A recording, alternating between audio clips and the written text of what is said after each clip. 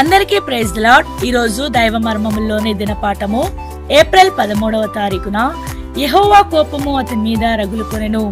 మొదటి దినవృత్తాంతములు 13వ అధ్యాయము 10వ వచనము. దేవుని మహిమ తిరిగి వచ్చు నిమిత్తము వాడబడిన మూడవ వ్యక్తి దావీదు. దావీదు జీవితంలో దేవుడు దావీదును క్రమపరిచిన విధమును చూచున్నాము. దావీదునకు వినయము నేర్పించుటకు అనేక శోధనల గుండా దేవుడు తీసుకుని వెళ్ళెను.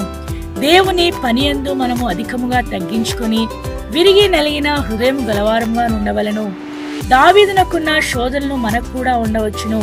మొదటి దినవృత్తాంతములు 13వ అధ్యాయము 1 నుంచి 11 వచనములు ఇచ్చట కొంత మార్పును గమనించుచున్నాము.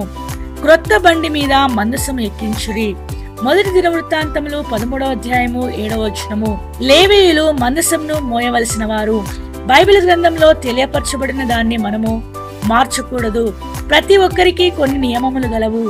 ఈ నియమములు మార్చినప్పుడు మనము నష్టపోయేదము. ఈ సందర్భంలో ఉజ్జా మరణించను కదా, మనము నవీన యుగంలో జీవించుచున్నామనుకున్నదము.